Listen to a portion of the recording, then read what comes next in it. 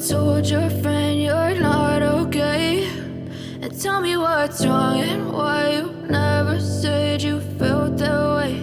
And guess you're trying to stay strong and fake a smile until I look away. But I've known you too long, it hurts to watch your blue eyes fade to gray. नमस्कार, स्वागत आहे आपल्या नवीन recipe मध्ये। तर आज आपण पाहणार आहोत सीताफळाची रबडी कशी बनवायची। सर्वप्रथम गॅस ऑन केलेला आहे, कढई ठेवलेली आहे। कढईमध्ये मी म्हशीचं अर्धा लिटर दूध ओतलेलं आहे। दूध गरम होतंय तोपर्यंत येथे मी 4 सीताफळ घेतलेली आहेत। या सीताफळांमधला आपण गर काढून घेणार आहोत। गर कसा काढायचा ते सांगते। येथे मी एका बाउल वरती जाळी ठेवलेली आहे। आपण हे सीताफळ मधला गर चमच्याच्या साहाय्याने काढून घेणार आहोत।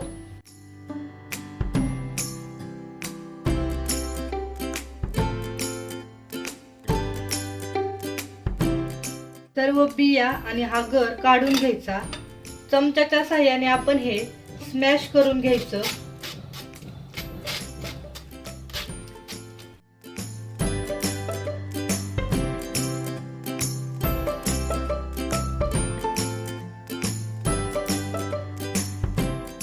ज्या ह्या बिया आहेत ह्या आपण बिया चमच्याने अशा काढून घेणार आहोत। असंच आपण सर्व सीताफळांमधला गर काढून घेणार आहोत। सर्व गर मी सीताफळांमधला काढून घेतलेला आहे। 4 सीताफळांचा साधारण एवढा असा गर निघालेला आहे। पाहू शकता छान असा गर ताजा ताजा। दूध पण आपलं छान गरम झालेलं आहे। लो फ्लेम वरती गॅस ठेवलेला। आता आपण 1 पळीभर दूध या वाटीमध्ये काढून घेणार आहोत। एका वाटीमध्ये मी 1 पळीभर दूध घेतलेलं आहे गरम झालेलं। या दुधामध्ये आपण केशरचे धागे टाकणार आहोत 5-6, म्हणजे आपल्या रबडीला छान असा कलर येईल आणि आपली रबडी छान अशी टेस्टी पण लागते। आपलं दूध छान असं गरम झालेलं आहे आणि थोडं आटलं पण आहे। पाहू शकता छान अशी साई पण आलेली आहे। आता आपण या दुधामध्ये अर्धी वाटी साखर टाकणार आहोत। गोडचं प्रमाण तुम्ही कमी जास्त करू शकता। दुधामध्ये साखर छान मेल्ट करून घेणार आहोत। अर्धा चमचा वेलची पूड मिक्स करूया। 5 मिनिटे झालेले आहे। साखर दुधामध्ये छान मेल्ट झालेली आहे। आता आपण केशरचे ते धागे घेतलेले दुधामध्ये ते ओतणार आहोत।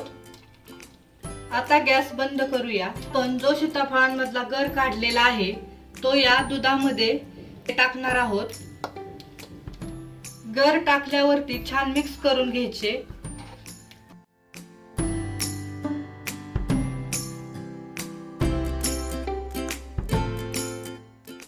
2 ते 3 मिनिटं मिक्स केल्यावरती पाहू शकता तुम्ही आपली रबडी किती छान अशी तयार झालेली आहे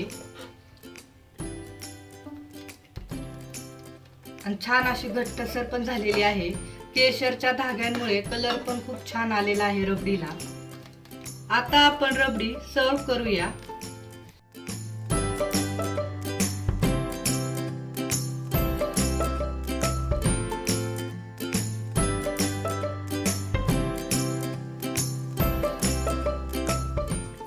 सजावटीसाठी मी इथं ड्राय फ्रूटचे काप घेतलेले आहेत। काजू, बदाम, पिस्ता हे चवीला पण खूप छान लागतात। हे आपण या रबडीवरती टाकणार आहोत।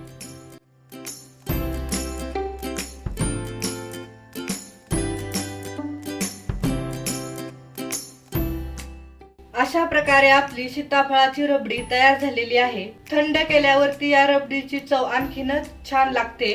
तर आता नवरात्र देवीचा उत्सव पण आलेला आहे, तर तुम्ही उपासाला ही रबडी घरी नक्की ट्राय करून बघा आणि कमेंट मध्ये सांगा कशी झाली ते। हा व्हिडिओ आवडला असेल तर लाईक करा, शेअर करा आणि आपल्या चॅनलला नक्की सबस्क्राईब करा। थँक्यू।